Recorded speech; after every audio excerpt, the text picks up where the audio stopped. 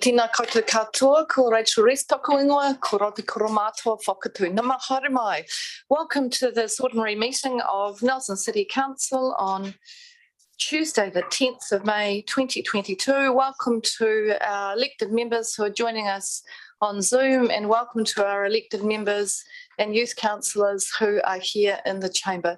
We'll start with karakia today, and our karakia is tuia, and we're all going to get for our karakia. Tuia ke ronga, tuia ke raro, tuia ke rongo, tuia ke waho, tuia te hera tangata, ka ronga te po, ka ronga te ao, homie, huie, taike, kia ora. Welcome to everyone. Good to have you here and great to be back in the council chamber. I want to acknowledge Scarra from the Nelson Mail Media are now able to come back into the council chamber, so we really appreciate you coming in today and giving time to this democratic process. So great to have you here. Acknowledge that the staff, some are here in the room and some will be joining us on Zoom, and we'll just work through as we get to the different agenda items how that's going to occur. Now, for apologies today, I don't know that I have any apologies. Everybody's able to be here, so that is great. Confirmation of the order of business I'll come to in a moment. I've just got a little bit of housekeeping to cover off. We have some additional agenda items. There's a supplementary and late item agenda item and a confidential late item. There'll be some resolutions to come to in a moment. As I said before, Charles Rainey and Miro Laurie are here, and welcome to our meeting. Charles has been to a brief council meeting, I think, previously, Charles, and Miro, this is your first council meeting, so really great to have you here, and I'm pleased that it can be in person. We did have apologies for lateness, but everybody was able to get her on time, so that is great. So the item, has that been circulated, that late item? It has been. So we have one late item that we just need to include on the agenda, and that is a matter related to a leave of absence. So someone care to move to receive the late item? Thank you, Councillor Courtney, seconded by Councillor Noonan. And for the purposes of our Zoom, people, if you can just use the tick function, and then I'll sort of keep an eye on that. And the hand up function, if you have questions as well, would be the way to go today. So if we could just, gosh, this is going to be interesting. So we'll get those up, and then I'll put the motion, and we're going to have to do that on the sound of voices and then noting the ticks. So actually I'll put it now and first, and then you can do your ticks. So I'm going to put the motion. All those in favour? Aye. Anyone against? No, in that case, that is carried. Thank you. That's the items. That's wonderful. I'm not aware of any public forum today. No, there's no public forum, is there? No public forum? No, thanks, Robin. And then we have the items to run through. Now, in terms of the order of business, let me hopefully I've got this right, Robin, but you, or Pat, you can just help me out if I haven't. Thank you. I won't give you a warning next time, Pat. I'll just go. The Chief Executive will answer that question. Right, so we've got an order of business. We're going to take a couple of the items in the morning and then some in the afternoon, and I will just hand over to someone knowledgeable to run us through how we're going to do that. And I think since the agenda was issued, there is a change to how we're going to approach one of their papers. So I'll hand over to Pat, and he'll talk us through what's going to happen. So the NRDA are attending today initially to provide a 6-month update and also their statement of intent for 22-23. I'm withdrawing the paper on the statement of intent. There's still some details the NRDA need to finalise over the next 2 or 3 weeks, and that'll be coming to the June council meeting. That's the only significant update I have, Madam Mayor. Thank you. So that one still needs to get transacted, but we just need a bit more time to get it through. So there's some matters that I just need to conclude before we do it. So I want to make sure we do it in the proper sequence. Now, understand we've got NELMAC coming in at 11. They're going to come in to present, and we're going to do we need to go into confidential for the SOI. Then we'll go to lunch at hopefully about 12ish, and then NRDA are going to come in at 1 o'clock. So that's sort of the timing. So we'll be a little bit for our youth councillors having to move into confidential and then coming back into public. So looks like you're going to get a long lunch, which could be quite helpful. Are there any other matters that elected members just want to bring to my attention just in terms of timing or any other questions? I think there were a couple more just from me. There's a couple of matters in confidential. I've just signalled I've had a lot of questions on those items, and I've signalled to the Chief Executive that I think I may work on those over a couple of meetings. So that we have time for the questions and answers today. And if there's any follow-up material, then those items will actually get transacted at the next meeting, which is on the 19th of May, so it's not too far away. And Pat, is that going to be workable for you in terms of timing? It will really depend how much more information is required. The organisation, I have to say, is seriously stressed at the moment. And so it will depend, Madam Mayor. We'll just have to see how much more information is required. All right, we've got, like every organisation, we've got a number of people who are off work with COVID at the moment. So I know in the conversations I've been having out in the community, many companies and businesses at the moment or public organisations have got a significant number of people away with COVID. The tail is turning out to be as expected, which is quite long. So I expect that to continue probably for, maybe another month or two before we get to some significantly reduced numbers, but we'll just sort of monitor that, and that is having an impact on everybody's work program. So we'll see how we get on today with those items as we move through the agenda. So just go to our Zoom community. Is there anything that I need to be aware of you'd like to know? Everyone's happy? Sounds okay, and great. Okay, excellent. Anyone in the chamber, anything you want to note at this point? No? All good. Okay, well, let's crack into the agenda. We will start with the minutes. And so we've got a number of minutes to run through. The first minutes are on for the 17th of February 2022. They're pages 13 through 19 of your agenda. Are there any corrections or additions to those minutes? No. In that case, somebody care to move? I'm happy to move. Thank you, Councillor Courtney. Seconded by Councillor Brand. I'll put the motion. All those in favour? Aye. Anyone against? That's carried. Thank you. Moving on to the next minutes. They are from the 10th of March 2022. Any corrections or additions to those minutes? No, I'm not seeing any. So in that case, could somebody care to move? Thank you, Councillor McGurk. And a seconder, I'm happy to second. Oh, Councillor Brand is seconding. In that case, I'll put the motion. All those in favour? Aye. Against? Carried. Thank you. Now the minutes of the 23rd of March 2022. Any corrections to those minutes? If not, would somebody care to move? Thank you, Councillor. Thank you, Councillor Brand. Do I have a seconder? Thank you, Councillor McGurk. I'll put the motion. All those in favour? Aye. Those against? It is carried. And then finally, the minutes of the 21st of April 2022. Any corrections or addition to those minutes? If not, somebody care to move? Thank you, Councillor Neal Stevens. And do we have a seconder? Thank you, Councillor Fulton. I'll put the motion. All those in favour? Aye. And against?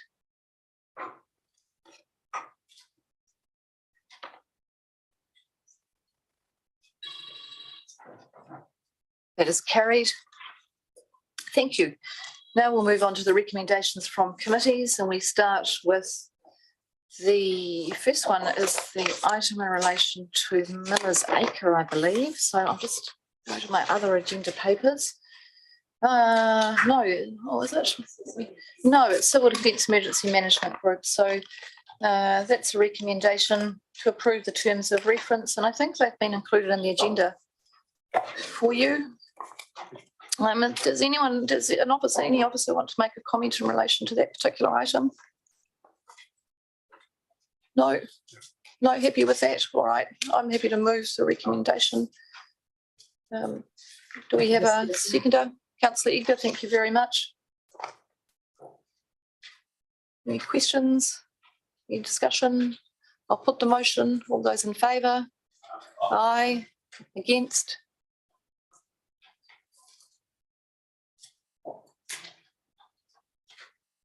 It's carried. The next item is 6.2 in my agenda, or 6.21. We start with my agenda. It's the Strategic Development and Property Committee items, and I'll hand to Councillor Noonan to introduce the items. Thank you, Madam Mayor. This is the Nelson Marina Governance Review, which has been out to the public for feedback. We had some quality feedback on this one, and it's now come through the property subcommittee again, and we're sending it through to you with our recommendation that it's adopted, approved and adopted. Do you want me to do a quick run through for those that are listening and don't have? It's basically to approve the formation of a management CCO, so I'm paraphrasing, approving the statement of intent and the statement of expectation and recommended board structure for the marina by the committee to the council, and confirms that the manager of the Nelson Marina will not be appointed to the council controlled organisation Marina Managed Governance Board. So I would like to move that. Thank you. And I'm just seconded by Councillor Brand. That just poses a question for me, just in terms of how the our Zoom community is seeing the what we're resolving, just in case we are going to be making an amendments. I think, Robin, how would you like to approach that? Through the chair, if there are any amendments being made to anything on the agenda, we will be sharing the chamber screen to the Zoom community. All right, I'll just check that they're okay with that. So on the basis that it is what is in the agenda, it won't be up. They're happy with that, and if there are going to be any amendments, then we'll show you. There's just one item before I go to Councillor Eger, and it may be the item she's going to raise, just in terms of item 3 on that, which is confirmation that the manager of the Nelson Marina will not be appointed to the CCO. Councillor Noonan, could you just explain to the council why that was included? I'm actually wondering, I don't know if there's an officer that can help me, whether that was added at the meeting or whether it was on the agenda. So maybe somebody could clarify that first. Well, I can. I thought you recall it was added at the meeting. Okay, thank you. COVID brain, sorry. That's all right. Still a bit, so it's not great. It's got to be in writing for me at the moment. It's in line with the policies that we have, so an officer may want to confirm that too. It's not an unusual situation. Mr. White. Thank you, Madam Mayor. So there's a couple of things there. The Chair of Strategic Development and Property Subcommittee is correct that it is in line with council policies, and also it did come through as a point in some of the submissions as well. So we felt because it was a point in some of the submissions that we should give it specific attention. Thank you. Councillor Eger, you've got your hand up for a question. Actually, that just answered my question as to why that was there. Thank you very much. Thank you. All right, no further questions. Any debate? It's been moved and seconded. I will put the motion. All those in favour? Aye. Those against?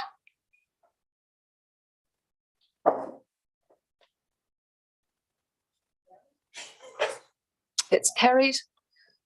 Moving on to item 6.2.2, Councillor Noonan, that's the Miller-Acre recladding. Miller-Acre recladding project. Again, this came from an update of a report from the officers that they've removed the cladding, they've had a look at it, and it's going to cost more than what was originally budgeted. So this is an unbudgeted amount of $625,000 to come through in 22-23 to complete that fix. So I'd like to move that is approved. Thank you. Do we have a seconder? Councillor Bywater, thank you. Any questions in relation to this item? No, I can't see any questions on the screen. There are none in the room. In that case, I will put the motion. We got a debate. Thank you, Councillor Noonan. I just wanted to say, look, we never want to ask for unbudgeted funds. I hate approving unbudgeted funds with a passion. I absolutely hate it.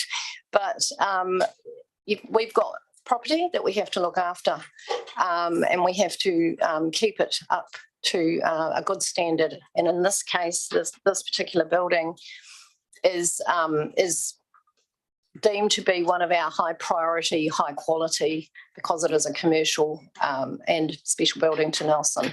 So it is actually in the asset management plan, it is at a higher level for maintenance and for just for the quality of the build. So I think it's important that we actually do this job. It has to be done, and we just need to make sure that our asset management plans are absolutely followed so that we can have our maintenance kept up to date on a regular basis and not have to catch up. Unfortunately, this one seems to have been a moisture problem that was located quite late in the piece. So thank you.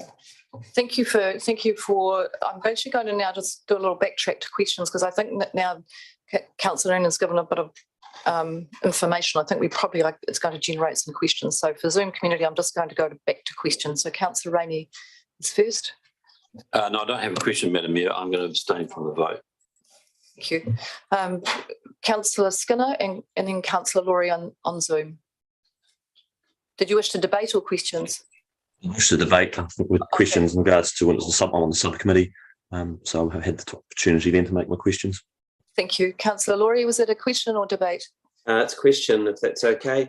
I was just wondering, there's been a fair bit about that building over the last, I guess, year and a half, 2 years. Has anyone kept a running tally on what the moisture problem is costing the council? From when the issue was first identified to where we are today, does anyone have an idea of what that's costing us?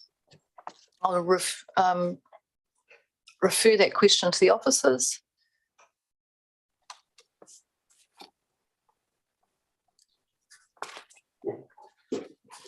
Through the chair, we would have that information, but the data is not material. The question before us is to spend this investment to bring it back to where it needs to provide the service and the level of service that it has been. Okay, just being a curious guy through the chair, I don't need that information right now to make this decision, but I would be interested in what that figure is. And I also would just like an extra reassurance that we're not going to find ourselves in this situation again. The history of the leaky building syndrome crisis across the country has been one in which buildings have had to be fixed and then fixed again and then fixed again. Can we have some assurance that this is going to be the fix that fixes it for good?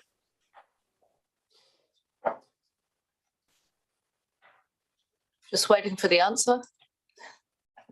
Through the chair, sorry, I do need to apologise. I was slightly distracted. Councillor Laurie, can you please repeat your question? I do apologise. Sure, sorry. Not a problem, Mr. Laverdis. I was just saying that the history of the leaky building syndrome crisis throughout the country has been one where buildings have been fixed and then they need to be fixed again, and sometimes they've needed to be fixed again. Can we have some assurance that this expenditure will fix the Millers Acre building for good? Through the chair, yes. Fantastic, thank you.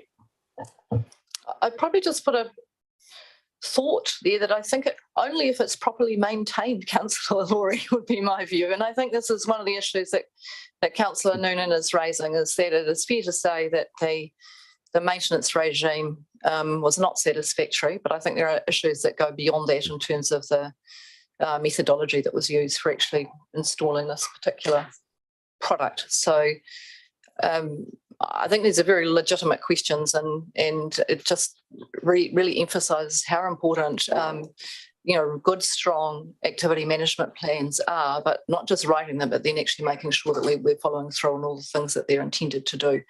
There were quite a number of questions at the subcommittee in relation to this expenditure, and the officers, and please if you've got a different view to this, but my understanding is the officers felt that this was a financially prudent investment given the value of the building. As Councillor Noonan said, it is a commercial building and it does return a income stream to us. So it's designed to be leased on a commercial basis, and that's part of the rationale for the expenditure.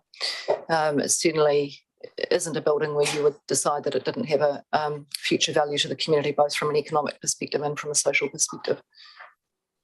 All right, so we're now going into debate, and I had a number of elected members that wish to debate, and I think the first was Councillor Skinner. Thank you for that. And also I had the privilege of being on the subcommittee when this came up.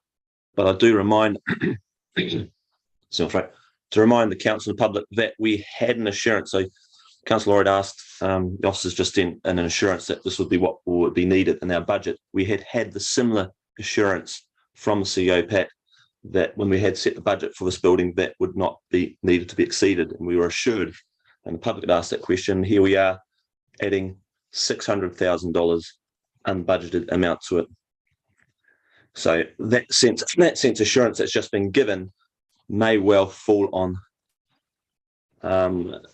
unbelieved ears on that from a public. So for me, I think we've really got to seriously look at what we do with this building. If we're going to add another $600,000 to this, I think the future of this building needs to be looked at, because my strong sense is that we will end up putting more money into this and more money into the next building that's wrapped up.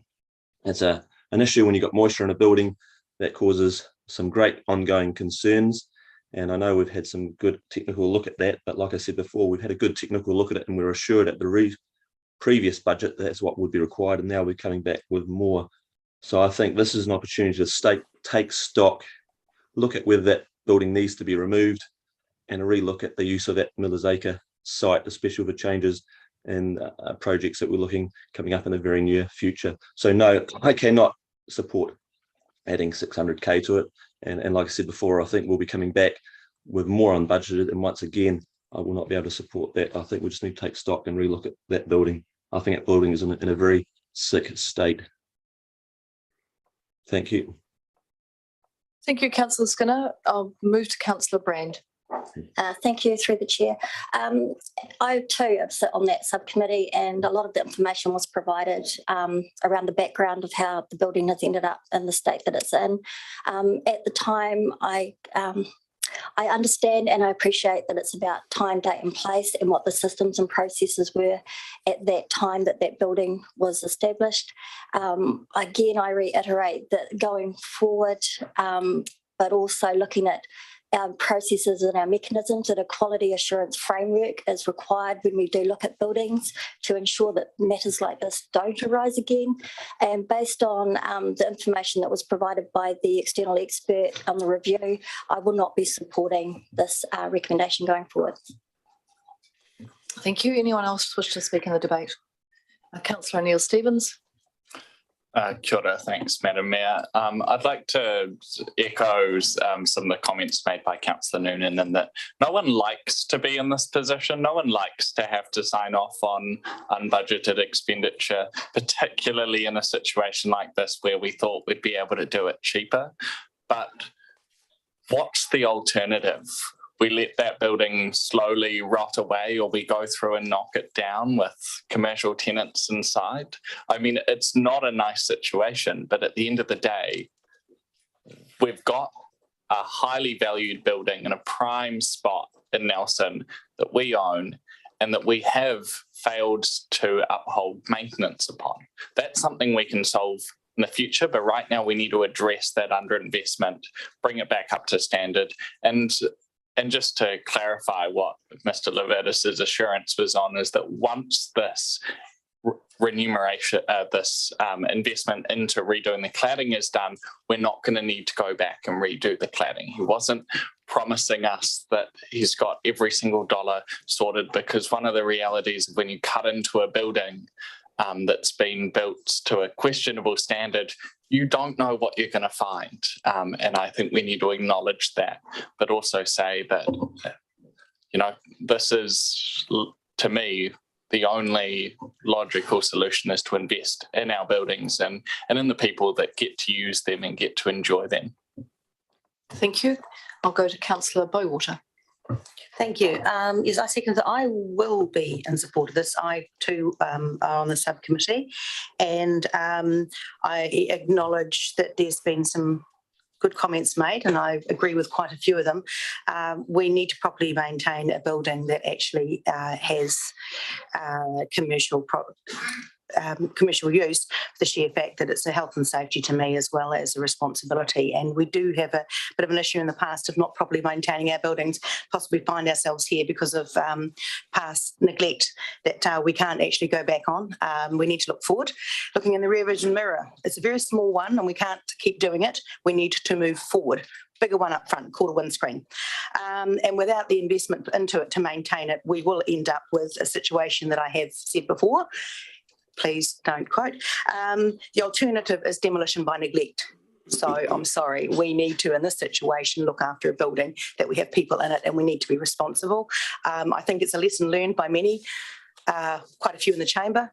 And I too had a lot of reluctance at the subcommittee, but I think that's why the subcommittee has been formed, to make these hard recommendations as also to recognise that we do have properties that need to be maintained to a standard.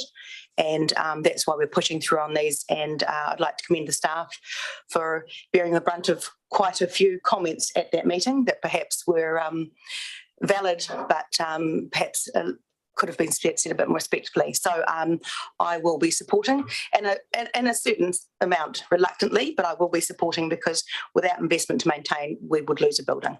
Thank you. Thank you. Councillor Laurie. Thank you, Madam Mayor. Yeah, I don't like spending this sort of money either. And the reason I asked those questions before is I do need that assurance that we're not going to be having to go through this process again in the not too distant future. It's a lot cheaper to fix a building than it is to knock it down and start again. And we've got enough projects on the go at the moment. It is also, it's an important building in terms of our urban environment. It's an attractive building.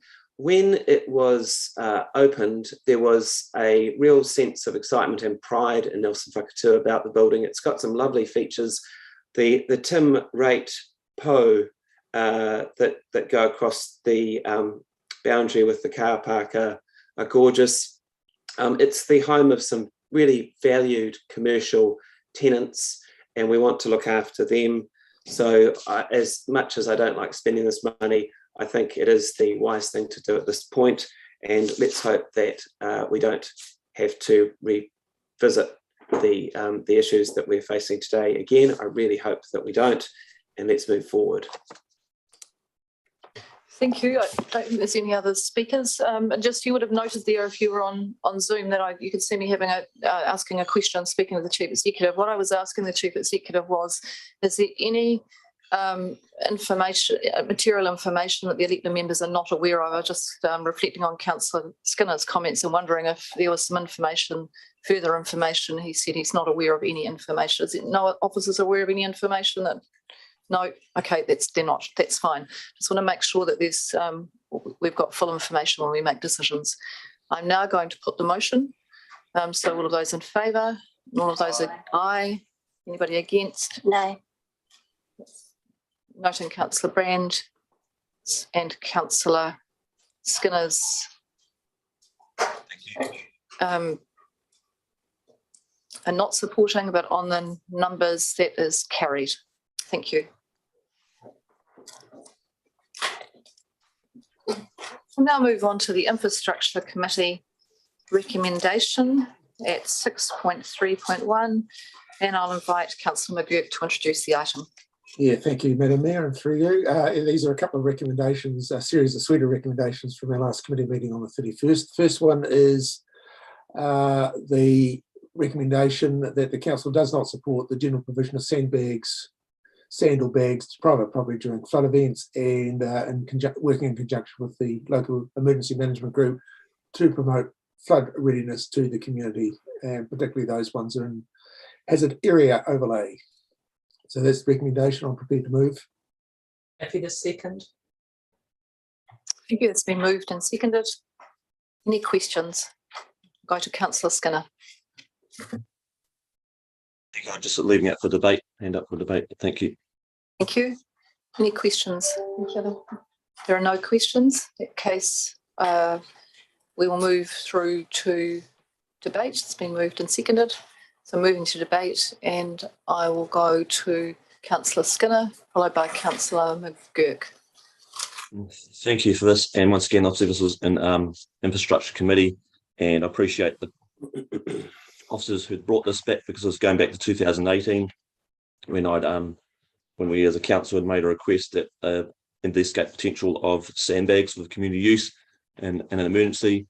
And once again, I'm still very supportive of us providing sandbags, as once was done and years gone by. And as I debated, so I'm not going to put in an amendment to it unless there's a real change of view around the table, and then I'd obviously shadow that, support the sandbags. But once again, this is on my time on council. We make a lot of decisions on a lot of things, and always difficult decisions, and there's never sort of black and white. But this one, for me, the reasoning not to have sandbags, which was from the officer's report in front of me and going back, was regards to health and safety. Reasons being 15 kg sandbags might injure. Officer's statements that if someone didn't warm up, there could be a concern, and something that experts will be needed to lay bags of sand. And the other one was a prioritisation of resources to protect NCC assets. None of those really sit with me.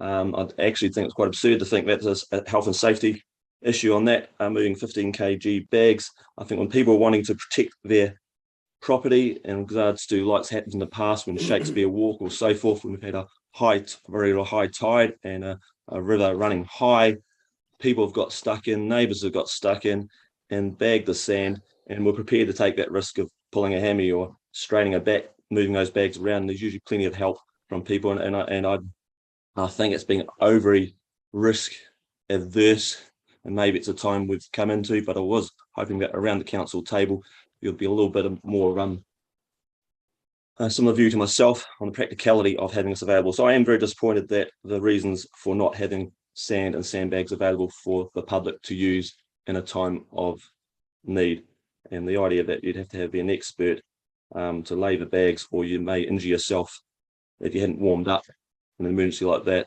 I think are absurd reasons not to back this, but I'll leave it at that. Thank you. Thank you, Councillor Skinner. I'll go to Councillor McGurk, followed by Councillor Noonan, followed by Councillor Edgar. Yeah, thank you, Madam Mayor. I will speak in support of the recommendation. This is a case of, I suppose, practicalities, is that the storage of bags and sand at a particular location is problematic. The bags do deteriorate quite quickly if they're filled with sand, and actually having them placed in a particular location is not always the where they might be needed. So that then takes the issue of when they are needed. It does, there is an expectation is that when they are needed, that it does actually divert emergency management resources away from other priorities. This is not a case of not doing it. There's was very clear in the report that if the need was there, that the emergency management group would provide the necessary protection. But this is a case of providing storage and for bags and sand at a particular centralised location. There are risks around that, so this is actually just a tidying up sort of resolution. When those flooding emergencies come, is that this is part of a suite of packages to protect people and their properties, but more importantly, the community infrastructure that goes with it. Thank you, Councillor. Thank you, Councillor McGurk.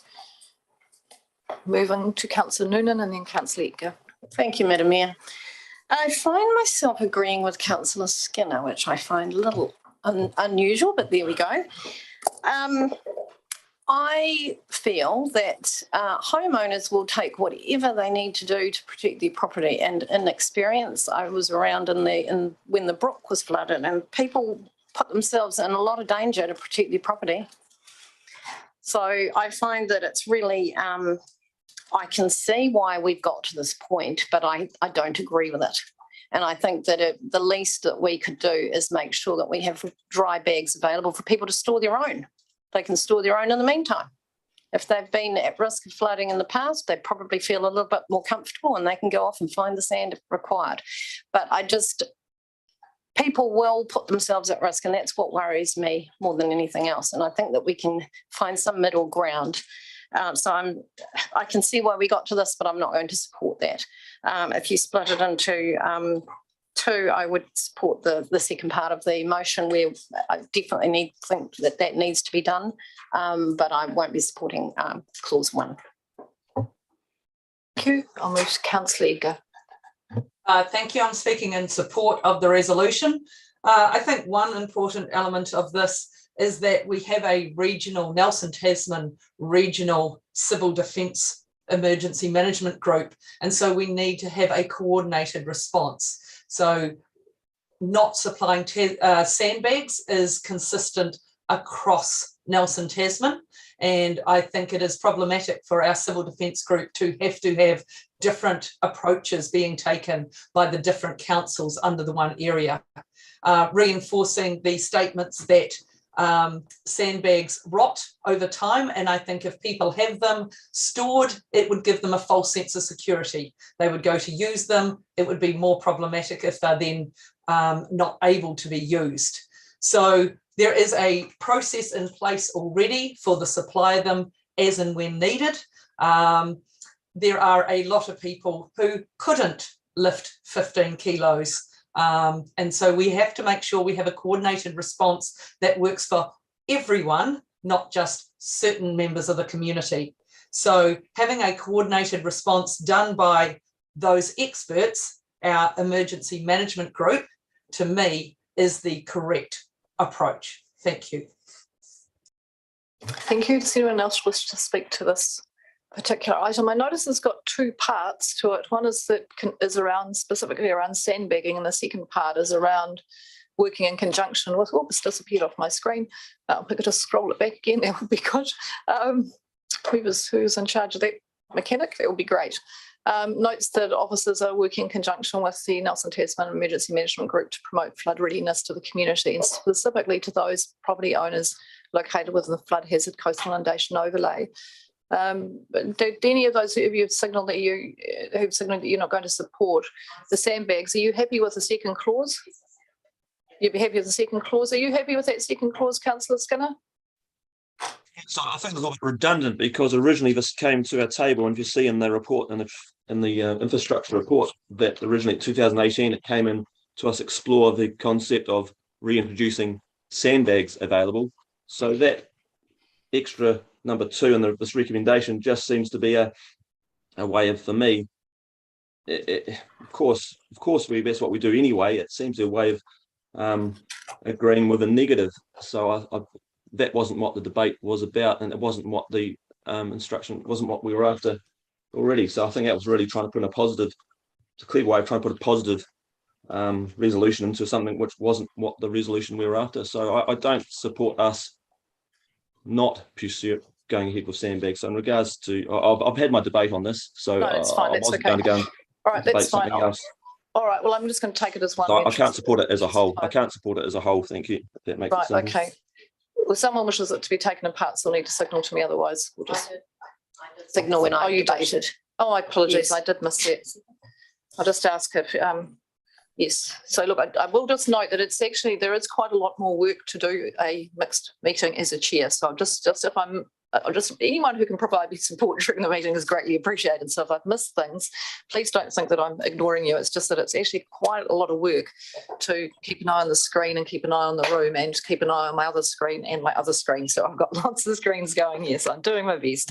So apologies that I missed that, Councillor. So we are going to take it in parts. And look, I'm just going to speak very briefly on this one and say this is always a very challenging discussion. Flooding it's a terrible thing, having your home flooded, and the important thing is that we work with our community on promoting flood readiness. One of the things that did concern me, and I think this may well have been covered in the report to the Infrastructure Committee. Sandbags are predominantly used for are not waterproof, and they're predominantly used for the purposes of directing water, and that actually requires some thought about where you're going to put them. And it would concern me that if we could end up with a circumstance where one property owner is directing the water away from them and it's directing it right into somebody else's property, and that's not really what we want to be going on. So I think that the important part here is that actually we're going to have to really step up that work around flood readiness. We're going to have to be, and that certainly has been impacted in terms of the public engagement. I know for the emergency management group they've been really impacted by the restrictions of COVID, and they're really keen to get back out into the community. So there's plenty of good work coming. So we're taking the first clause, which is hopefully everyone on the screen can follow that. And I see hands are now up. So sorry, Councillor Fulton and Councillor McGurk, did you wish to speak? I just wanted to debate really briefly. I support the recommendation. I think it's really important that we give clear guidelines to the community of what we can and can't do. And it might be that that's something a community group wants to pick up and support. But having lived in the Dandenong Ranges where we were in a high fire risk, we were expected to look after our own properties. And I think that that's a reasonable expectation, that you maintain your own property as you can.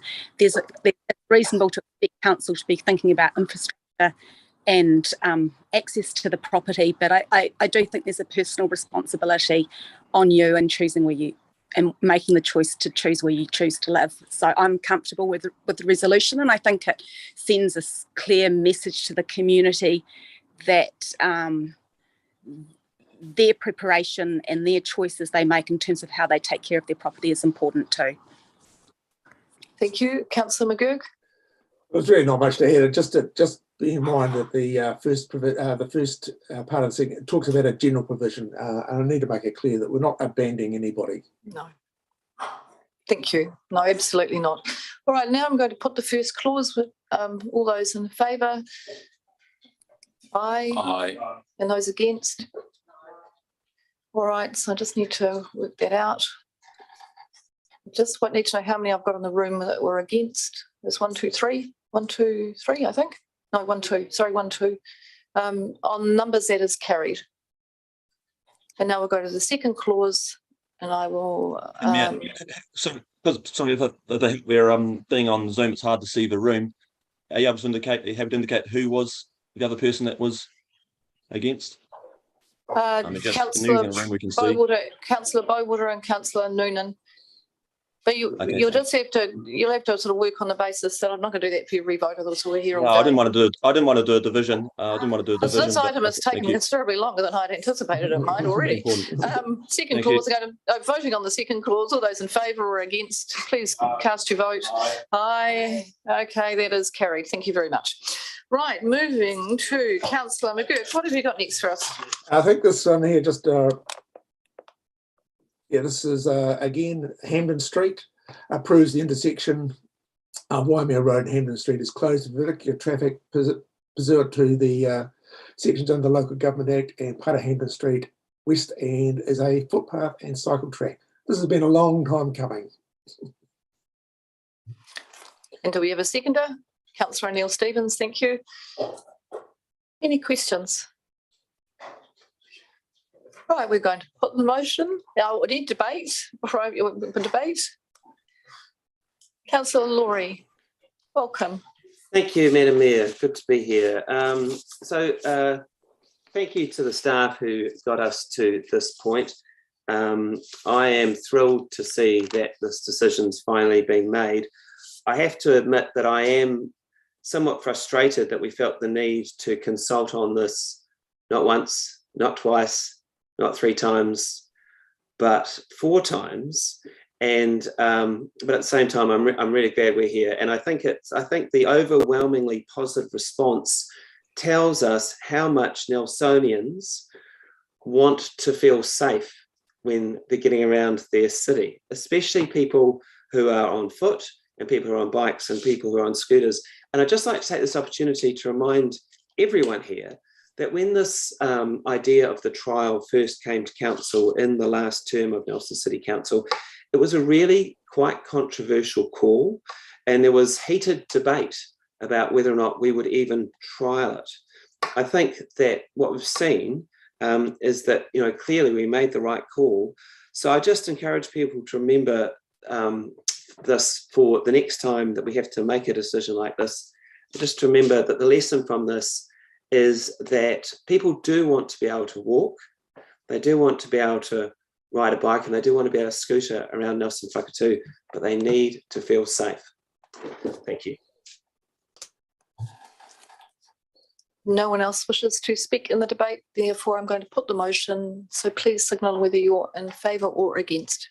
All those in favour? Aye. Against? That is carried. Moving on to Te Hunanui catchment for stormwater, Councillor McGurk. Yeah, thank you, Madam Mayor. This is a pretty simple matter. This is just bringing forward some capital funding, 350,000 from 2024-25 to the current year to allow early completion of the Te Huna catchment for water project. Thank you. And we have a seconder. Thank you, Councillor Neal Stevens. Any questions? Any debate? I'll put the motion. All those in favour? Aye. Against?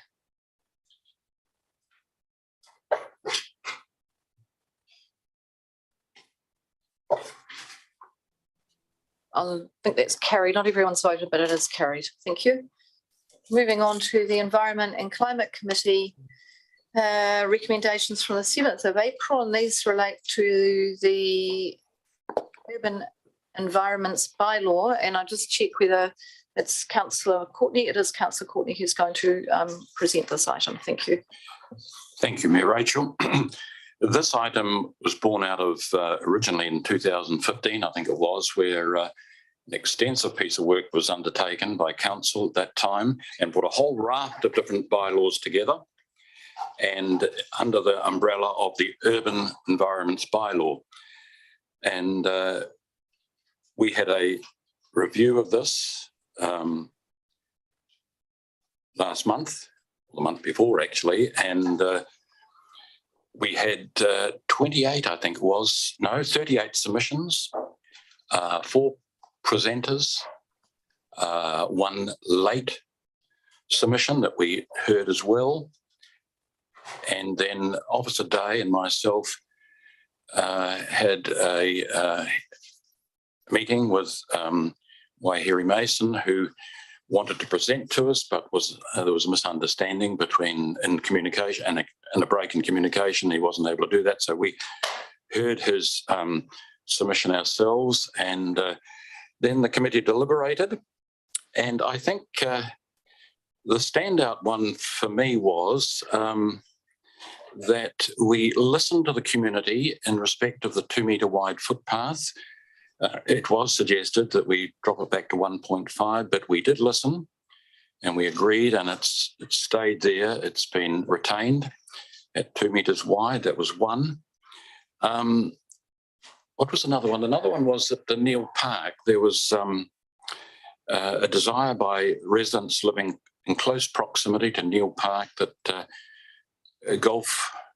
people practicing golf should desist from doing that, and we considered that very closely. There were fors and against, and we came down on the side that it should not continue. Golf is not practiced like that in any other council reserves, parks, I should say. So that was through there. And at one point, Councillor Laurie raised cats, and that took a lot of time at the committee discussing the cat issue, and he was suggesting microchipping and desexing of cats, and the officers there undertook and gave him an assurance at the meeting they would go away and have a look at options and possibly a bylaw if it fitted with the Local Government Act of 2002. If it fitted comfortably with that, they would bring back a possible option, a bylaw option. So, Madam Mayor, I think, the other one was too, the noise factor in the wood. Officer Day undertook, no, we'll leave that one. Right, I'll move 1s, 2 and 3s that are on the paper here. Thank you very much. Of time. Thank you very much. That's the full suite of recommendations. Do I have a seconder? Thank you, Councillor Laurie. I'll move to questions. Councillor Eager. Sorry, hand up for debate. For debate, okay. Thank you. Any questions? Councillor Noonan. What was there? Sorry, I was absent and I haven't been able to catch up with that much. But is there anything about signage or advertising outside on the streets? Yes, there was. The feeling was that we'd let the recommendation stand, that they be positioned against the shop fronts. That was your 2 metres that you mentioned before. Yep. Through the chair. Yes, and look, I don't have time in a council meeting to go back over these matters. So No. if you've missed them, and all right, thank you. I watched the hearing, but I didn't see the debate. Oh, I had a signal there from Councillor Fulton. Did you have a question or did you wish to debate? Or what you?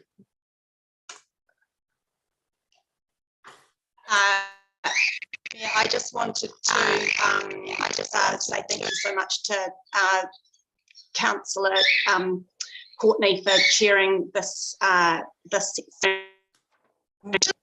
Oh, I'm just going to step outside. Sorry, I'm having some technical problems. Sorry, can you hear me now? Yes, we can. I just want to say thank you so much to Councillor Courtney for his great leadership in doing this part of the Environment and Climate Committee meeting, and it sounds like there was as many conversations as I'd anticipated, and well done, Mel, for navigating your way through that so thoroughly and clearly. Thank you, Councillor Fulton. Right, moving, no further questions. In that case, I have moved. It's been moved and seconded. We've got a seconder. Yes, Councillor New. Councillor Laurie seconded. And now we're going to go to debate and we have Councillor Eager. I'm going to speak against the resolutions. Look, unfortunately, due to a series of delays, the deliberations ended up being moved multiple times, I think, and then delayed ultimately. So unfortunately, despite being part of all of the process, I wasn't there for the final part of debate. But it was stated in the report at the time that the best practice location for sandwich boards is curbside. Our current definitions in the bylaw that we're adopting actually has a dual model where sandwich boards can be located both curbside and shop front, and I just think we should have chosen one and having a dual model. I know it was said that we'll look at this under the city amenity bylaw, which then says to me, why are we looking at sandwich boards under 2 different bylaws? That is confusing for the public. That's not a good practice, and so we'll look at it again, and then what comes out of that, we'll then amend the urban environments bylaw. Not a good process, so I'm voting against this. Thank you, Councillor Eager. I'll go to Councillor Neal Stevens. Thank you, Madam Mayor. Yes, I'm also going to be speaking against this. I was there as we worked through this entire process and was put into the rather unfortunate position of both opposing it, but potentially having to vote in favour of it to keep the process moving, which I was willing to do with the knowledge that once it came here, I'd be able to speak firmly to the fact that I think that in the process of reviewing this bylaw, we've had a fundamentally flawed process which has delivered a fundamentally flawed bylaw, and I can't in good conscience say that this bylaw is the most appropriate way of addressing the perceived problems within it. In fact, on at least one of the issues in it, you've got the Chief Human Rights Commissioner saying that it is not the appropriate way to address the perceived issues within it. I think there are many very key and important issues that are successfully addressed in here, and I was proud to get to work alongside the blind and low vision community to help address some of their concerns, but I do share Councillor Edgar's concerns around that sandwich board location. They've made it very clear they would like us to pick and for it to be consistent with TDC. I, right at the start of this process, raised the idea that we should probably just review this alongside the city amenity bylaw. In fact, the idea that they sit separately whilst covering so many interlapping issues means that when we come to review that bylaw, which needs to be done relatively soon, we're going to run into all of the cascading issues of them not sitting together. And so, unfortunately, despite there being some really great stuff in here and there being a lot of really important things that this manages, I can't support those resolutions as they stand. Thank you. I'll now go to Councillor Skinner. Thank you for that. Yeah, I was expecting better things. I can't support this as a whole at the time, and as I raised at the time, I was disappointed that a number of topics seemed to go off they had actually gone completely off what we'd gone out and deliberate on, and then they became talking points, and then they became amendments to something we hadn't deliberated on. As I raised at the time, we would be open to judicial review in that situation, and as officers pointed out quite correctly when I was asked, these were topics that we shouldn't be deciding on because they weren't things that come out from, they hadn't been put into the deliberations. So I was very disappointed on that because something was quite important topics that we needed to cover, and it got sidetracked on another number of personal topics which were not part of deliberations. Thank you, but I can't support that. Right, thank it you. Needs to be done correctly. Thank you. So I'm listening to the debate. I will be abstaining from this one because this is one matter which I wasn't in a position to participate in, and I haven't had it signalled to me that this was going to be, from the Chief Executive, this was like to be a divisive issue around the council table. So I'm just not sure what the repercussions are if this doesn't go through today, and I probably need to hear that. But before that's a Councillor, yes, Councillor Rainey, you had that question. So I do need to hear from the officers. And Councillor Courtney, I just acknowledge the work you put into this. So had anyone signalled to you, this is consistent with how it went at the meeting, is it? It went very smoothly at the meeting. Okay. Those attending understood that we had a raft of different items under the umbrella of this urban environment bylaw. Incredible number, huge number. And so it's open to debate on so many of them. But in the end, you've got to take and accept, to make progress, you've got to accept the majority decision. But thank you, Councillor. I'm just noting the process issues that have been raised, and I suspect they were raised at the meeting. So I'm just wondering, if, particularly when Councillor Neal Steamers is referencing the Chief Human Rights Officer, if this is a matter that crosses across the Human Rights Act, it's a very serious matter. So I'm afraid we're going to have to pause and bring the officers forward because that is quite a serious issue. So, well, I think he was saying that in relation, he raised at the meeting about the begging aspect. There's that in it as well. I mean, it's amazing the amount of different items that are in it. All right, so it must be in respect of that. You'd have to ask Councillor Neal Stevens if that's what he's relating it to. Well, let's go to the officers first, because the first thing I need to know is if this doesn't go through today, what are the does that matter? Is it material? So through the Mayor, yes, it's incredibly important. If we don't have a bylaw that's accepted and adopted, we can't enforce any of the provisions that are within that current bylaw. So there'll be significantly less workload for the enforcement team, but we're going to have some very uncomfortable people out there in the community with provisions that we can no longer enforce. So that is a huge consequence. The other comment that I would make is that in relation to the bylaw and the process, it's been legally reviewed. We've looked at all of the requirements under the human rights legislation, and they passed those tests.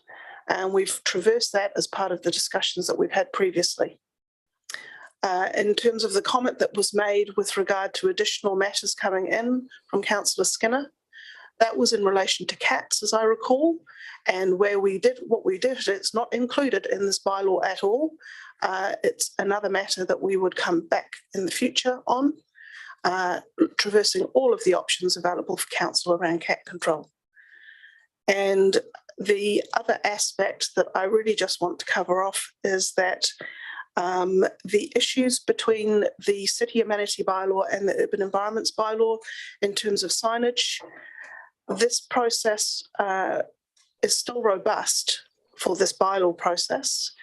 But what we were signalling was that there are provisions within both bylaws. They need to be better aligned, and we need the time to be able to do that.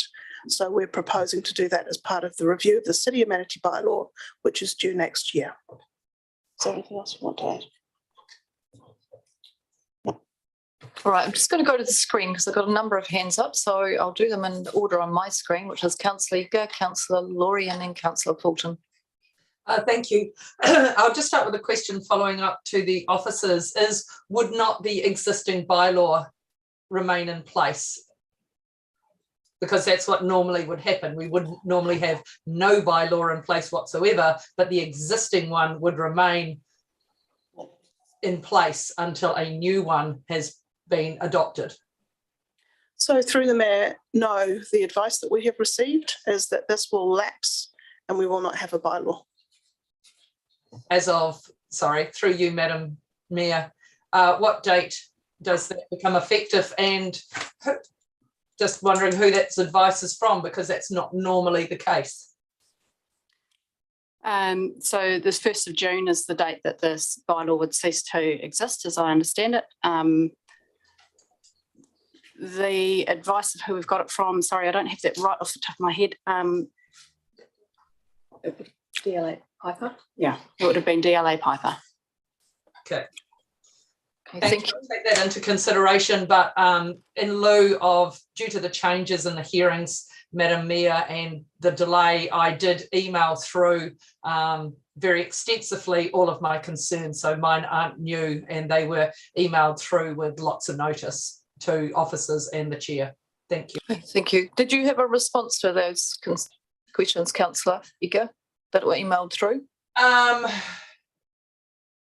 I did to a degree. Some of them I asked to be presented at the meeting, and I believe they were read out. The chair might need to confirm that. He is confirming that they were. I just wanted to make sure that sort of closes that loop for me. Thank you. Councillor Laurie. Thanks. I hear what Councillor Eager was saying about meetings being moved around, but I just want to say that when we did this work that Councillor Courtney was describing a short time ago, for much of that committee meeting, there was only a small number of councillors there. For quite some time, we only had 7 councillors, elected representatives in the room, which, as we all know, is the absolute minimum number that you can have for doing this work. And so I want to say that because I was very frustrated at the time at the low number of elected representatives attending that important bit of work. So I have to say that. The next thing I want to say is that having been through this experience before, I know that you never get everything you want in these things. Quite often you end up having to accept some things that you don't want, but that's the way the process works. That's unfortunately, sometimes the frustration with democracy. And I just want to say, Madam Mayor, with respect, as leader of the city, given the importance of this work, given the importance of this decision, I would encourage you, as I said, respectfully, not to abstain. These matters have been before council for quite some time. We did this as a council in the last term as well. So I would appreciate it, Madam Mayor, if you could actually vote on this issue, if that's okay. Thank you. Thank you, Councillor Laurie. I'm maintaining my position on this one because I just have, I reserve a number of concerns in terms of the process as well. And because of the length of the meeting, I think it did go off on a bit of a tangent at that time. I think that's where we ended up with quite a number of elected members not able to stay for the remainder. I was one of those. I'll move on now to Councillor. Sorry, Madam Mayor, I haven't finished. If it's okay. Now. Moving on to Councillor Fulton. I haven't finished, Madam Mayor, if it's all right. We'll then wait in the queue and I'll come back. Is that right? So Councillor Fulton. Councillor Fulton. Thank you, Madam Mayor. Look, I guess I wasn't aware of some of these concerns which are being raised in this meeting now as well. And I'm not sure of the right protocol in terms of whether I need to abstain from voting, as I haven't participated in the hearings or the deliberations either. I do want to make the point that when this item came up, myself as the chair and Mel and Brian as deputy chairs felt that this was a very low priority review in terms of officer time. At the time, the things like the smoke-free policy, which hasn't been done yet, the glyphosate policy, which hasn't been done yet, the climate framework, which hasn't been done yet, there was another one.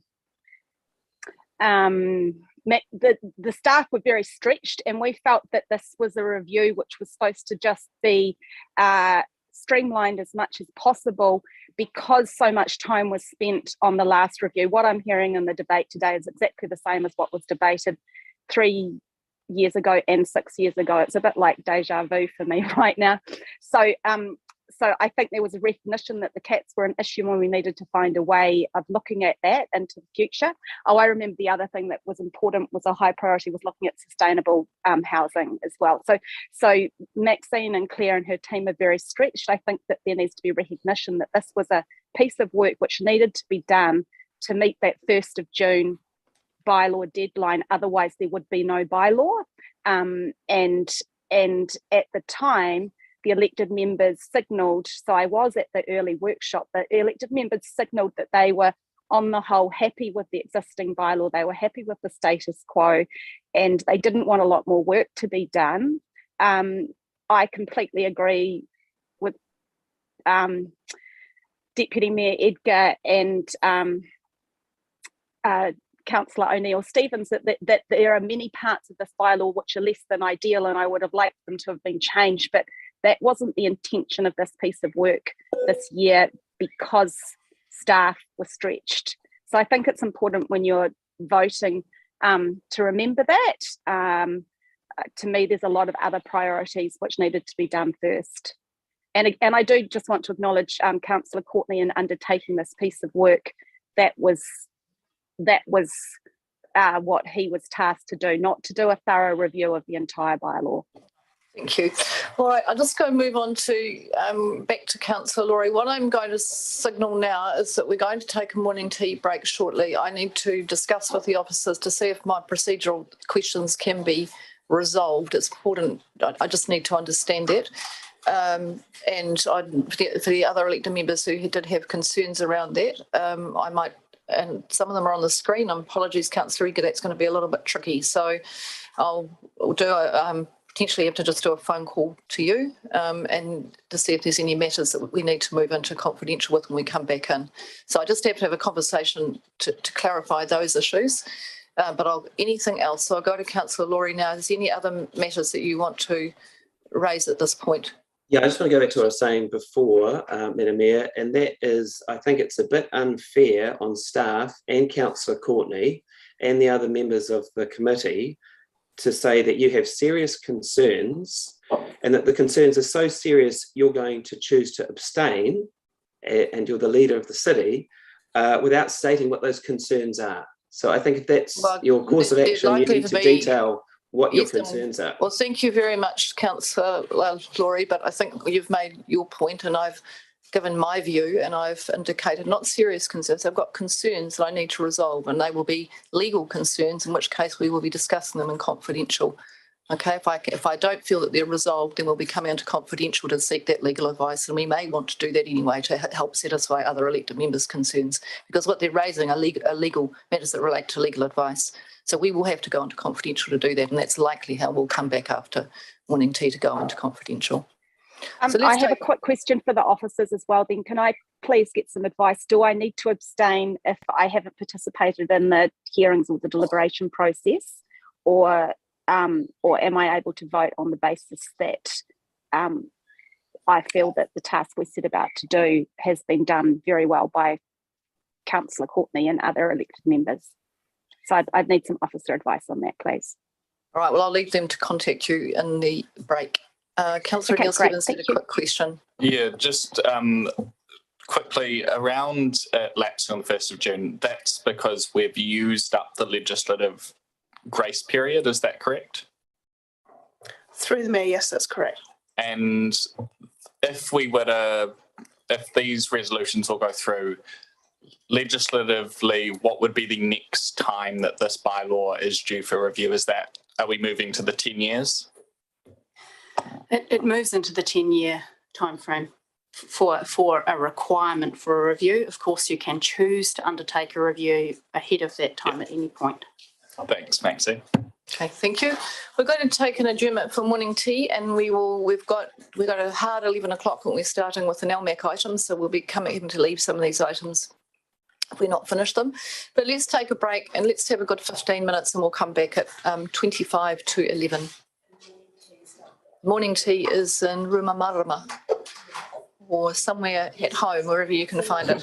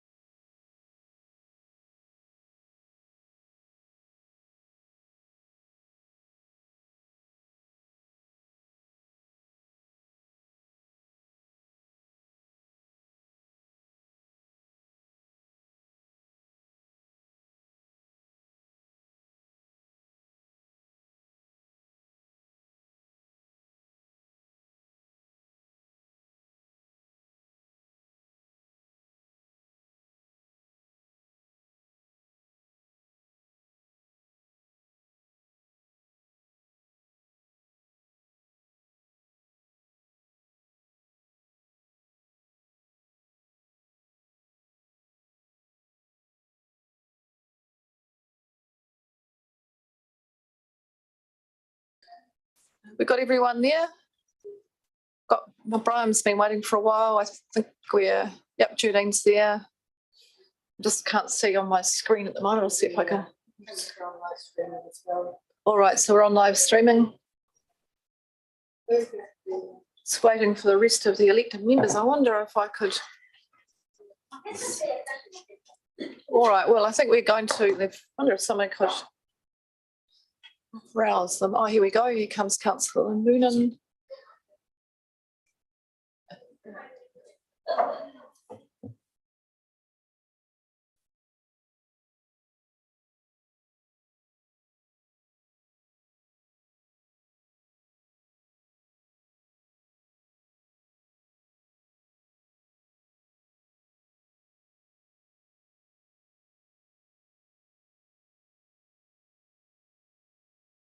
So it might be just useful to introduce it to explain. All right, okay.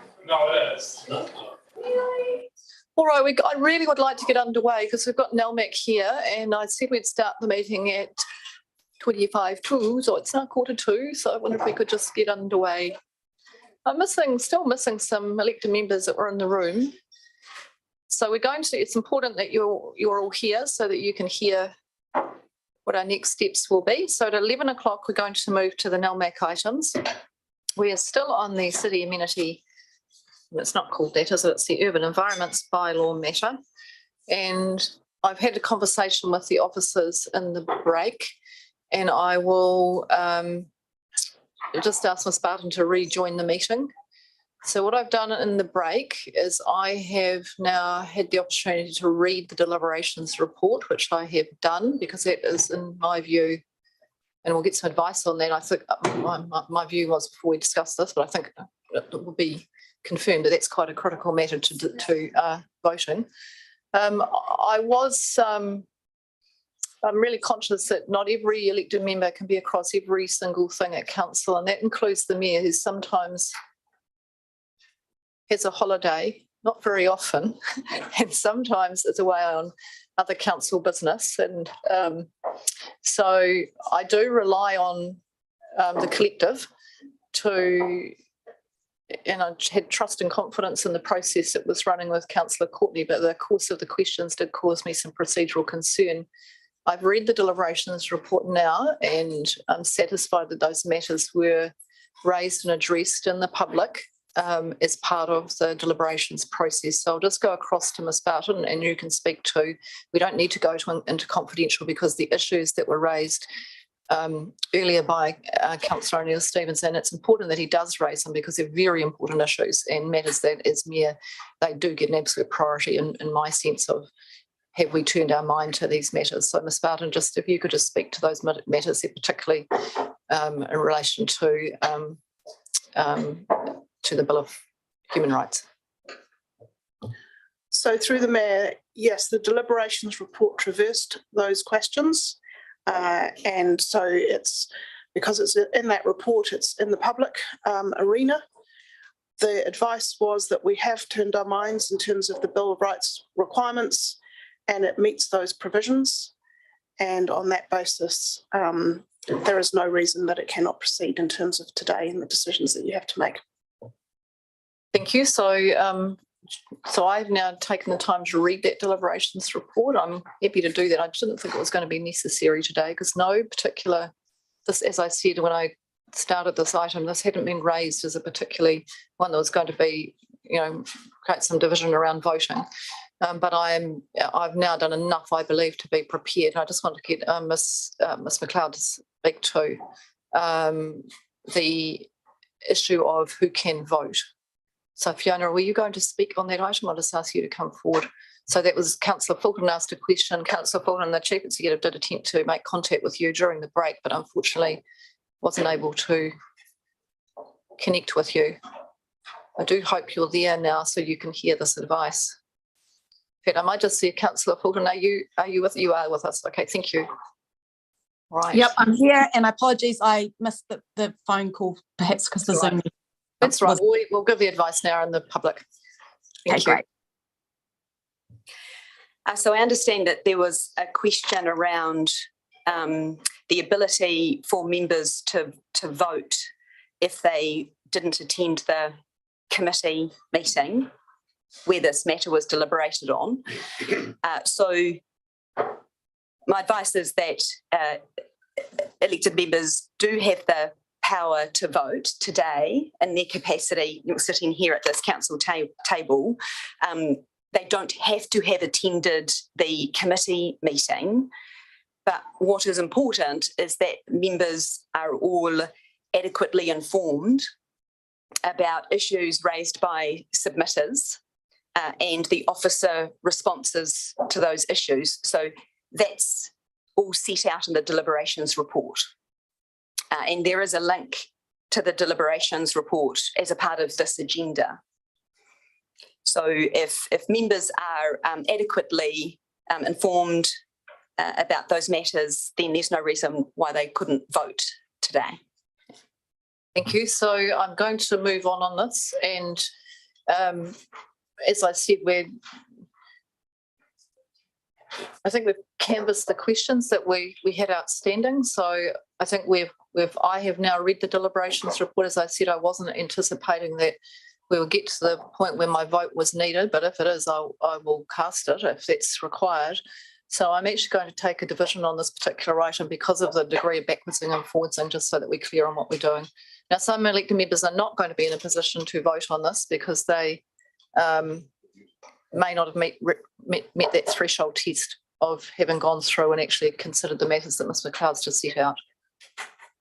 This item was moved around a number of times due to timeframes being used up, wasn't it, Councillor Courtney? And but I have confidence in the way that you will have run that process as chair. So now we are at the point of, I don't think there's any more backwardsing and forwardsing. We're just going to go to the vote. It has been moved and seconded, and a division has been called.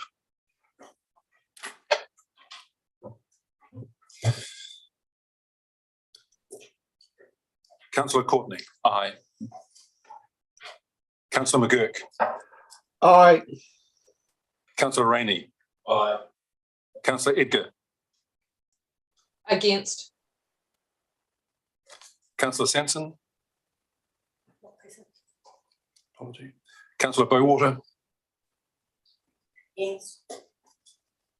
Councillor Skinner. Against. Councillor Laurie. Aye. Councillor Noonan. Abstain. Councillor Fulton. Aye. Councillor Neal Stevens. No. Councillor Brand.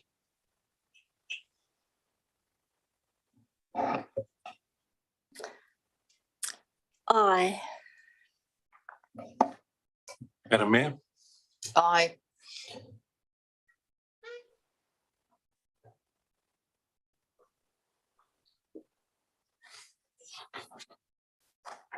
Thank you. The vote is carried. 7 votes for, 4 opposed, and 1 abstention.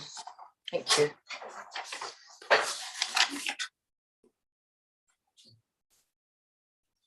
Thank you. Now, just in terms of the agenda, I'll just finish what I was about to say, and then I'll cross to, there's been a question signal from Councillor Brand. I'm going to leave the Mayor's report for now. There, an additional item, if you're looking at the first agenda, there's something that had gone a bit awry in that agenda, and there has been an additional Mayor's report which has mention of a remit. It's got the remit item, so everyone's got that supplementary agenda, and I'm just waiting to see if there's another remit, so I'll come back and do the full Mayor's report a bit later in the meeting at some point. Now, Councillor Brand. Yes, thank you. Sorry. Just with the item that we just moved, that review will continue within the 12 months because of the discussions that's taken place. Is that correct? I have to put that question to the officers. Just gone. I will pass on the question, and we'll come back with an answer on that. All right, we'll move on to item 8, which is on pages 51 through 68 of your agenda.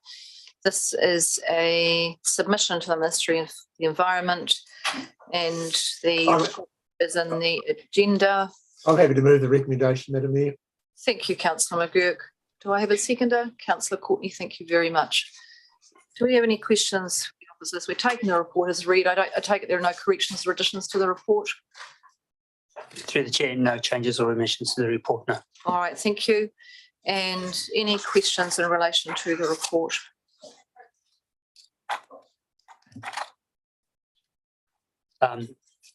You need to work through the chair.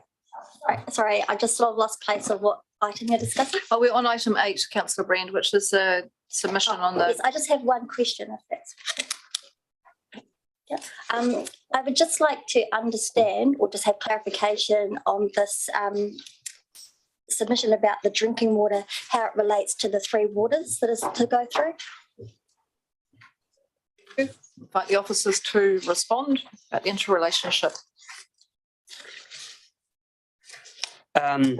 Through the chair, so this has been issued by the to the Ministry for the Environment, and especially with regards the standards for sources of human drinking water, I think that ultimately will link back to the 3 waters in terms of how we are monitored in terms of our performance.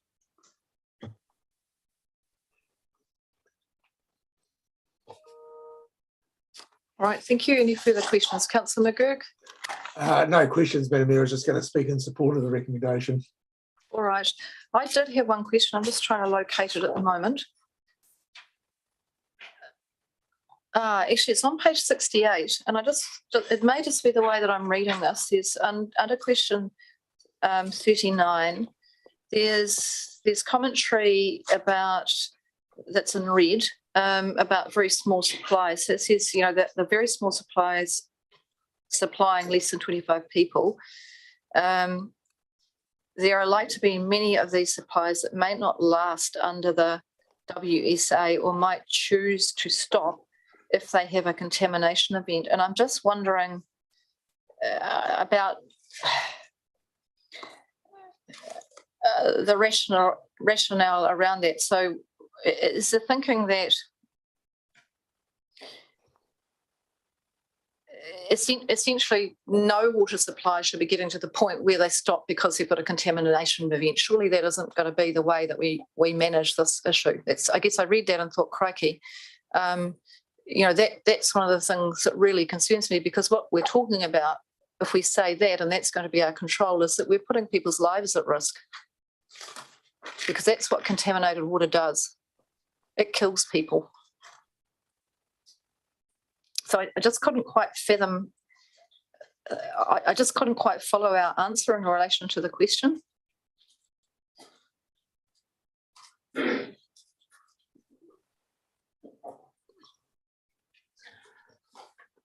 Through the chair, I'd have to speak to some officers. I'm happy to clarify that.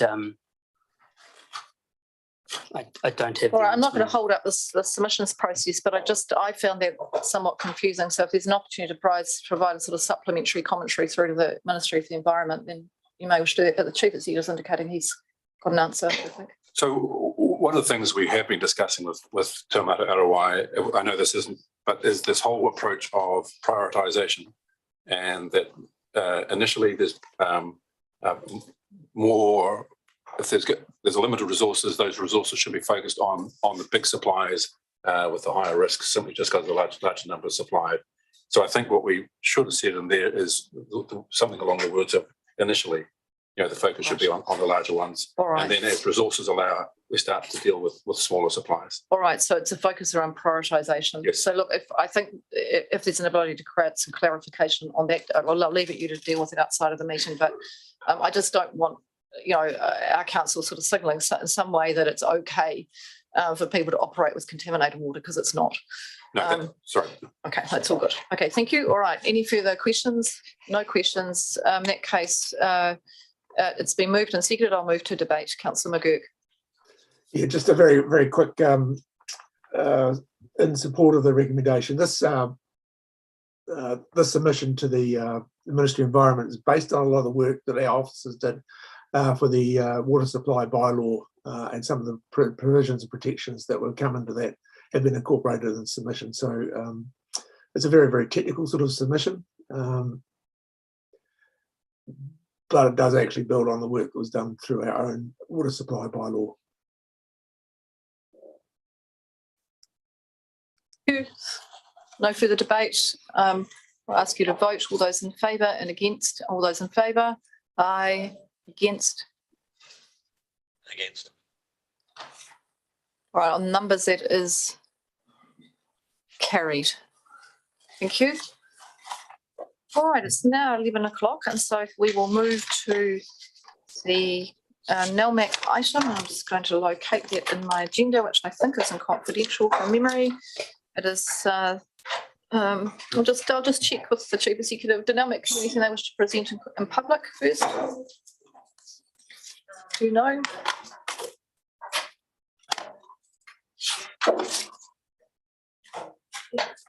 No.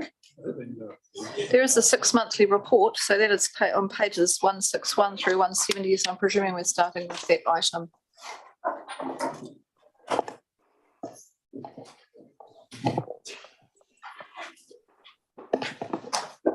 Kia ora, Rob and Jane, welcome to our meeting. It's lovely to see you in person after such a long time connecting only on Zoom, so and on the telephone. So really pleased to welcome you back into the chamber. Now I'm just checking in terms of the process today. We've got an item which is in the public agenda, which is the NELMAC Limited 6-month report to 31 December, and I'm just checking that was the intention that we start with that item, and then we'll move into confidential. All right. So welcome. And I'll hand to now, Ms. Harrison. Is there any introductory comments that you wish to make? So through the chair, I just wanted to present the report and state that the NELMAC chair and CEO are here to answer any questions in relation to the 6-monthly financial results up to the end of December. So kia ora, Rob, welcome. And we'll hand over to you to present the material. Thank you. So through the chair, there is nothing to present. There's a presentation in public excluded. This is really just an opportunity for councillors to ask questions around the 6-monthly report. Thank you. So Rob, are there any yes, please, yes, absolutely. Thank you.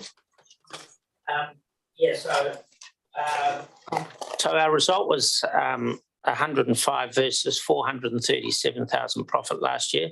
So the company was well down on profitability for the first 6 months. That was ostensibly driven, number one, and that was the impact of COVID through that August period had quite a significant impact on the company financially. Carrying such large fixed costs with people, that's our biggest cost, and so that was the main contributor. The other contributor was the delay in the divestment of the refuse, the blue bag business, and that was partly driven by the Commerce Commission and all the debacle we had to go through that. That said, we came out of it the right side in the end.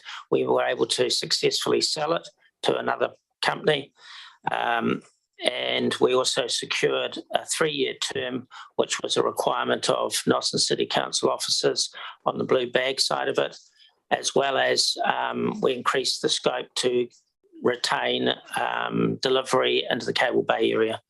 So whilst it was detrimental financially, we achieved all the things for the ratepayers that we wanted to and for our community. So that was the positive aspect of it. Yeah. I would also like to go on to the. I'd also like to just go on to the year-end sort of guidance for the company, where I believe we're going to end up at. The business is still forecasting in the vicinity of 700 to 750,000 profit versus our SOI of $1 million. So we're hoping to get back some of the unfavourable variance that we had in the first 6 months of the year. We have a very strong pipeline in place at the moment. So assuming that we can get all the work done that is now being condensed, we're hoping of having that sort of result for the full year end, so around about the 750. Some of the other highlights that I just wanted to point out was that Jane now has a full team of direct reports to her, which is about the first time in, I think, 2 years. So she now has reporting to her what I call an HR or people person that is really taking a lead and really helping us a lot with the development of our values and our long-term retention plans, which we will talk about a bit further on in the presentation. Also, Jane and our HR and the SLT have also embarked upon redoing the values for the company. And that's included all our people within the business. So there's been about 265 in workshops that have gone through. So it's been very inclusive. And those new values have now been developed and are in the process of about to be rolled out. The other thing that I think was a highlight in the first 6 months has been our development of our iwi strategy. And I'm pleased that's actually manifested itself in contracts. So one is with Ngāti Kauata, and that's on the Kaka Hill, and the other one is Ngāti Tama. So both of those have been won. One's the Ngāti Kauata is for a 3-year term, and the Ngāti Tama is for a 2-year term. So really good to see us making strides in that area. It's been a bit of work in the making, and Jane and her team have really got that as one of their key focuses, especially from the environmental aspect of our company. So in summary, I mean, we have been through a very torrid time, I think it would be fair to say. COVID is, I mean, Lindsay, who's on the screen there, he's got COVID at the moment, believe it or not, and he's working from home. So it's going through NELMAC more and SLT levels, well, across the whole company, to be honest with you. We got away in the first wave pretty well, but now it's starting to come through the business. I really would, and Jane will talk more about this in her presentation, but I'd really like to commend management. They've kept the ball rolling. They've done what they've had to do out there, and they've really had to reprioritise. And I think they've navigated us through a very turbulent time. So we look forward to coming out of this a stronger and a better company with our values and with a strong pipeline. So that's it for me. Thank you. Thank you, Rob. And I'll acknowledge Lindsay. Just remember, Lindsay, got to rest when you've got COVID. That's my advice. All right, thank you. But I started today's meeting just acknowledging the impact that COVID was having across a number of organisations, and ours as well as yours and many public and private companies, and just discuss the fact that this is going to have a long tail. And yes, it is. I think, Rob, you're right. That, earlier on, we did pretty well, and the rates were very low, but we're expecting them actually to be consistent for a while now. And I know that is really impacting on organisations that have to continue delivering essential services to our community, and NELMAC is one of those. So I just want to acknowledge the enormous amount of work that you've done, particularly over the last year in what have been extremely difficult circumstances. We're seeing some of that, reflecting on just the pressure that it's placing on those who are having to sort of do double jobs and keep things moving along. And just want to acknowledge that and thank you for the work you've done, but also say we understand that at times there are going to be things that cannot just cannot be delivered, and timeframes cannot be met, and that's just the reality of working in this environment. But the fact that you've managed to, looking with your projections for year end, is to be as good as they are, I think is a credit to the organisation and the way that you've been managing it. So I really appreciate the work. Thank you. Any questions for Rob or Jane. Councillor Courtney. And then I'll Thank go to you, Mayor Councillor Rachel, and Eager. thank you, Rob, for your presentation this morning, and welcome, Jane. Rob, you did say people were your biggest cost, and I know through your values, and I've read them, you appreciate that people are your biggest asset as well. So I need to know, we all need to know around this table about the retention of your people. You've been able to do that, retain them during this worldwide pandemic? Yeah, I'm happy to respond, Mel, on that one. It's been tough. I can't deny that. It's not just the retention, but it's also finding people for vacancies that we had as we grow, especially into that conservation side. We've needed many people, and if I could hire 10 more today, I would have work for them. So we really struggled with not having the borders open. We've struggled with the local talent pool being completely and utterly swamped with everybody else needing to hire as well. And one of the comments that I wanted to share with you later on was around the difficulty we're all having ourselves, aligned companies within within Nelson, and Tasman, on wage rates, cost of living, that kind of thing.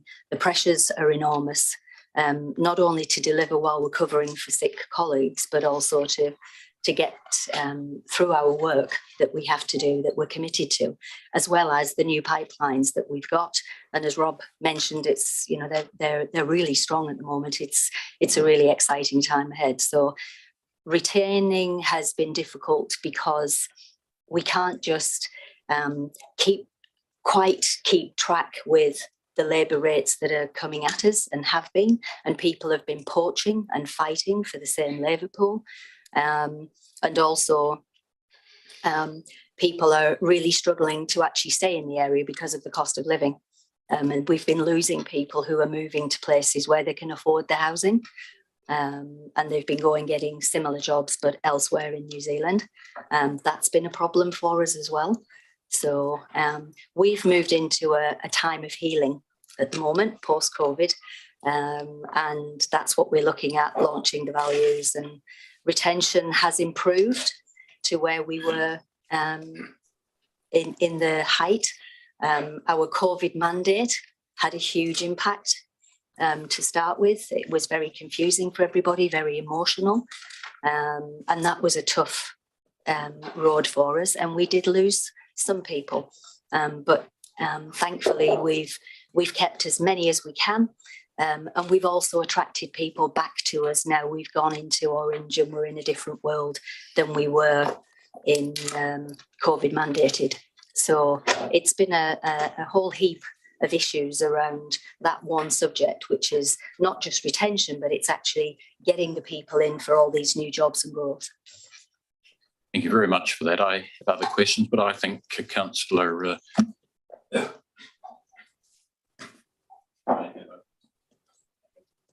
you. Well, I'll just go to Councillor Eager, and then I will come back to. Okay. Actually, I've lost Councillor Eager. I think she's just disappeared from my screen. So I'll go to Councillor here, but Rob was able to actually answer all my questions in what he has presented, so I no longer need to ask them. So thank you. Thank you. I'll go to Councillor Brand. Oh, thanks. I wasn't super eager. I was happy to wait in my queue. My question was sort of along the lines of Councillor Courtney. Previously, when you presented to us, you mentioned about the talent pool and how it was difficult to find the people with the relative skills. So you were looking at doing like apprenticeships or mentoring and stuff like that. Has that sort of taken off? It has, great question, and we have made progress on that. We have 3 apprentices now in our arbour team, our arboriculture team, because we just can't find people to fill those vacancies. And that's a huge step forward for us. And running so many at once is quite great for them because it gives them support.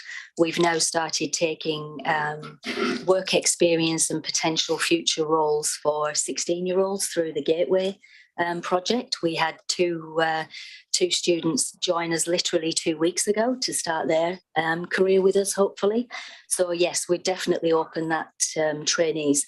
And throughout the conservation piece, which is the jobs for nature roles that we do, there's been a huge focus on bringing people into the industry who potentially hadn't had skills in that area before, but were outdoor type people. And they've been joining us and setting off on new careers. So we've got a lot of new people, but we're working very quickly because of the skill sets they bring that are comparable. We've been working very quickly on getting them qualifications, which is what it's all about. So. Okay, no, that's fantastic. Great to hear.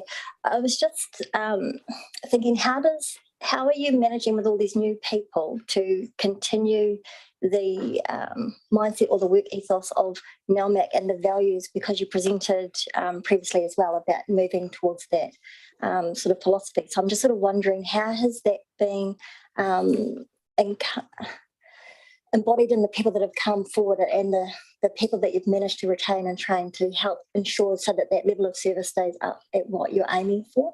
Yeah, and that's been a combination of changing how we're inducting people into the business, and the focus when we're introducing them to the business, introducing them to their teams, and the focus has been in two areas that has been our development and our progression. One has been in that cultural pride around who we are, what we do, and our environmental guardianship. And the second one has been in the health and safety side, about looking after each other and looking after their mates. So coming in to work safely, the pressures and the distraction that COVID has brought has been a real problem for us. And so we've been focusing on both those areas. They're joining us for a reason, and that's because they like our guardianship vision and mission, especially the ones who weren't necessarily in this area previously. And we relaunched the website, which we were just on the cusp of last time we were here. And that's also having a huge input. And we're busy with videoing people to put onto the website on careers pages. And they're talking to their experience and what it's like. And it's not scripted, it's just them naturally saying how they feel and what it's like. So we're focusing very much on, when we first bring them in, making sure that they get to know everything they need to know, but we're not swamping them with unnecessary. And then we're checking up in 3 and 6 months' time just to see how they're getting along, which is a change for us in order to try and help them really believe and cement the fact that they made a great career choice in joining NELMAC Kamanu. Thank you, Jane. Go to Councillor Laurie on Zoom. Thank you, Madam Mayor. Thanks, team. Jane, just going back to that issue of retaining staff and the challenges that NELMAC and Kamanu and having and lots of businesses now so having, just out of curiosity, where are people moving? You said they're moving to places where they can buy houses. Where are they heading? West Coast and down Southland. Yeah. Right. And are they going to jobs there? Some of them are, yes. Their families are going and finding jobs locally when they get there. So they're not travelling with 2 jobs to go to, which if you remember, I've spoken to before about trying to entice people to us, helping the partner or the spouse or the other person who could earn a wage within the house to find something. But they're moving with one main role, which is what's being the cornerstone for their commitment to either a rental or for an exchange of mortgage on another property. Next question through the chair. How do cities where housing is even more expensive than Nelson Whakatū, how do they retain staff in your sector? In our sector? Yeah. I think it's to do with the availability of employment for that second or third person in the house. They also have some younger people with them who are perhaps house sharing, and it's not as important. They don't have the pressures of a family to look after. They're not as far forward in their career. And within the conservation, those roles aren't necessarily in those cities, because by virtue of the work that we're delivering, it's restoration work and maintenance out and about in Greenland, not within the conurbations and the inner cities. Right, thanks for that. And the last question for now anyway is, with the challenges you're facing, are you looking at hiring older workers than you might once have considered hiring? Yes, it's a great question, and yes, we are. And we've talked to that because we're trying to be very flexible. So some people only want part-time work and frankly get too tired if they have to work a 40-hour week. And that's very welcome to us. We do have that within the business. Certainly within conservation, we have it also within recreation as well. So people who want either part-time work because of the stage they are in their career, or because they have another job and it's a top-up. And we welcome that as long as they have the right skill set and they're a cultural fit for us. That's wonderful. We have a lot of youth at the other side of the scale, if you like, who are young women and young parents of families. And again, we're able to flex around them where, you know, we give the father figure, if you like, more flexible working so that he can share that childcare and things like that. So we're trying everything we can to be a great employer, but B, retain the people and attract them. It's very interesting. I've got one more follow-up, if that's okay, Madam Mayor. How much older are we talking about? People sort of 50 plus. Mm-hmm. Very good. Thank you very much. That's really interesting. I know. So I can say that because I am, yeah. Me too. Now, Councillor Corney, did you have another follow-up question? Yes, I did have. Thank you. Yes, I can. One I'd like to share. Thank you, Madam Mayor. Jane, the difficulty you're having retaining and attracting staff, is this impacting, is it following through to impact on your delivery of your contracts and that type of thing? It was during COVID when we had forced downscaling of numbers available to deliver, but we did a lot of flexing across teams to make sure that we had cover where we needed the cover. So during COVID, it was a slightly different approach. With vacancies that we have through growth, that it isn't impacting service delivery, it's more impacting the speed at which we can grow and actually get on with the projects. And the bigger retention factor that we're having and the pressure, and I would talk to that later, is wage claims and people's expectations of how an employer can keep up with their cost of living outside work, and the current claims that are being banded within the business and people's expectation for the year ahead. It's a huge challenge for us. Thank you, Madam Mayor. Thank you. I don't think there are any other. Oh, yes, Councillor Fulton's got a question. Thank you, Councillor. Thank you, Madam Mayor. Look, I just thought that your performance review was excellent and really enjoyed looking at it, or your 6-monthly report. I just had a couple of questions. It's really great to see the inclusion of climate change mitigation, resilience and adaptation in there. I just had a couple of questions about whether you're turning your mind to how you can promote zero carbon future thinking in terms of, say, getting out there and encouraging people to plant more native trees on their property, or plant fruit trees and promote food resiliency in our communities. Because there's an amazing opportunity for NELMAC to be one of the storytellers, and whether you're thinking about that as part of your advertising and promotion of yourself as an organisation. Hi, Kate. Thank you. Yes, great question again. We are.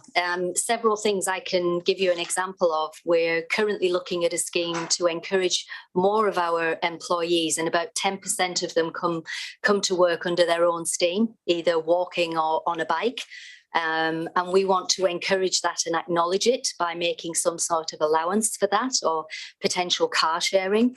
and we're hoping to increase that 10% at least by 15 to see how much more we can help from an environmental impact point of view with people wearing NELMAC uniforms as they travel to work. It's a great look. We also make sure that we don't waste anything when we have plants within the nursery that potentially we don't get orders for. We go and plant those. Employees are encouraged to take them home and plant them. We also do an awful lot of gifting to schools and also volunteer groups of plant stock that otherwise would be a stock write down. We never waste anything. Fantastic. That's fantastic to hear. Thank you. I'm not sure if it's intentional, but I think it's adaptation or adaption rather than adoption. I was like, not sure if that's the right word, but it's a great report. Thank you. Right, thank you. This concludes the questions, and so we've just we've got a recommendation to receive the report. So I shall move the recommendation, which is the NELMAC 6-monthly report, seconded by Councillor Noonan.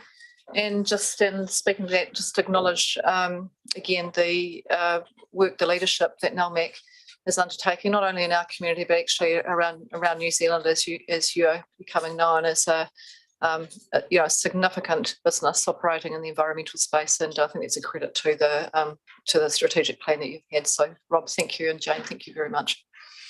Thank you. I'll put the motion. All those in favour? Aye. And against?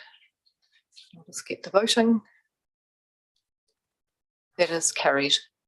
Thank you. Now we're going to move into confidential part of our business. So we have an item in confidential, which is the NELMAC Limited Draft Statement of Intent.